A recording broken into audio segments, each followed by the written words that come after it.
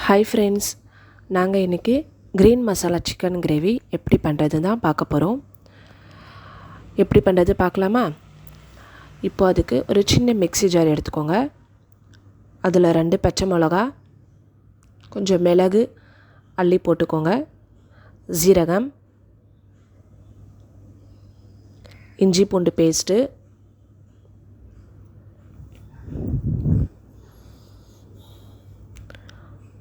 கொத்தமல்லி வாஷ் பண்ணி அதையுமே ஒரு கொத்து எடுத்து போட்டுக்கோங்க.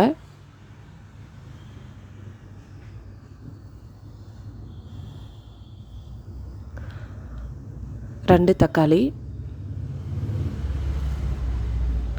அதுவுமே நல்லா வாஷ் பண்ணி கட் பண்ணி போட்டுக்கலாம். இப்போது போட்டு எல்லாத்தையுமே ஒரு ஃபைன் பேஸ்ட்டாக அரைச்சிக்கலாம்.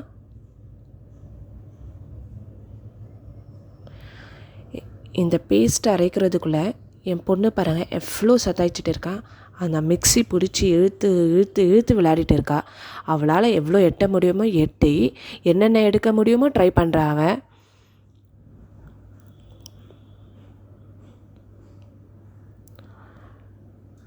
இப்போ நம்ம ஃபைன் பேஸ்ட்டாக அரைச்சாச்சு.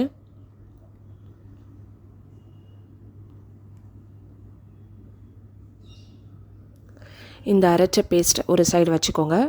இப்போது கேஸ் ஆன் பண்ணி கடாய் வச்சு அதில் எண்ணெய் போட்டுக்கலாம். அப்புறம் நம்ம அரைச்சி வச்சுருக்க இந்த பேஸ்ட்டை போட்டு நல்லா வதக்கிக்கோங்க. அதோட பச்சை வாசனை, க்ரீன் ஸ்மெல் சொல்லுவாங்க, அது போகிற வரைக்கும் நல்லா வதக்கிக்கோங்க.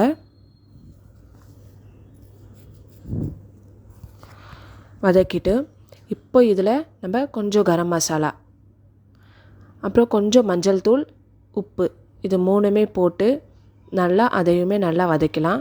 வதக்கிட்டு நம்ம வாஷ் பண்ணியிருக்க சிக்கனை எடுத்து அந்த பீசஸையும் அதில் போட்டுடலாம். நம்ம அதையுமே நல்லா போட்டு சாட்டே பண்ணுங்கள். நல்லா வதக்குங்க. ஒரு 5 to 10 minutes வரைக்கும் இந்த மசாலாவோட அந்த சிக்கனும் நல்லா பாண்டிங் ஆகிற வரைக்கும் நல்லா வதக்கிக்கலாம்.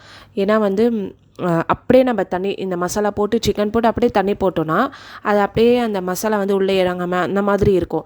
பட் நீங்கள் அந்த ஆயிலோட அந்த மசாலாவோட சிக்கனோட இந்த 3மே நல்லா பாண்டிங் ஆகணும். பாண்டிங் ஆக போது நம்மளுக்கு நல்லா அந்த ஒரு டேஸ்ட்டு கொடுக்கும். நீங்கள் அந்த சிக்கன் பீஸ் எடுத்து நீங்கள் கட் பண்ணும்போது, நீங்கள் கட் பண்ணி சாப்பிடும்போது அதில் அந்த மசாலா நல்லா இறங்கி இருக்கிறது நம்மளுக்கு தெரியும்.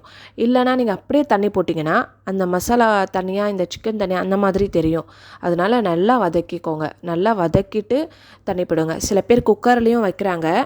குக்கரில் வச்சாலும் 2 விசில் அந்த மாதிரி நீங்கள் சீக்கிரமாக இறக்குற மாதிரி ஆகும். நான் இப்போதைக்கு வாணலியில் தான் செய்கிறேன்.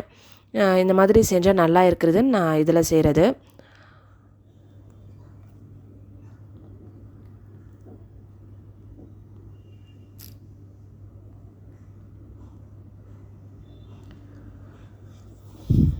இந்த மாதிரி சிக்கன் நல்லா மேலேயும் கீழேயுமா நல்லா பெரட்டி விட்டுக்கோங்க.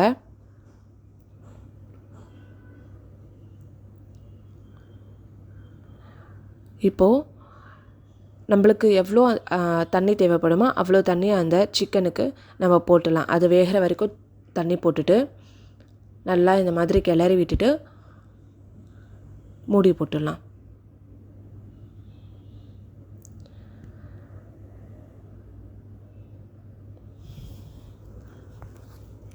இந்த மாதிரி இன்னொரு சிக்கன் ரெசிபியும் கூட இருக்குது. இதை ப்ளேம் பண்ணி ஒன்று இருக்குது. அதாவது இது உங்களுக்கு ஒரு கிரேவி மாதிரி இருக்கும். அது ட்ரையாக இருக்கும். அது உங்களுக்கு வெரைட்டி ரைஸ்க்கு அதுக்கெல்லாமே நல்லா இருக்கும். சாப்பிட்றதுக்கு எல்லா இதுக்குமே நல்லா இருக்கும். அந்த ரெசிபி உங்களுக்கு வேணும்னு நினச்சிங்கன்னா நீங்கள் கமெண்ட் பாக்ஸில் கமெண்ட் பண்ணுங்கள். நான் கண்டிப்பாக உங்களுக்காக அந்த ரெசிபி அப்லோட் பண்ணுறேன். அந்த டேஸ்ட்டுமே நல்லா இருக்கும்.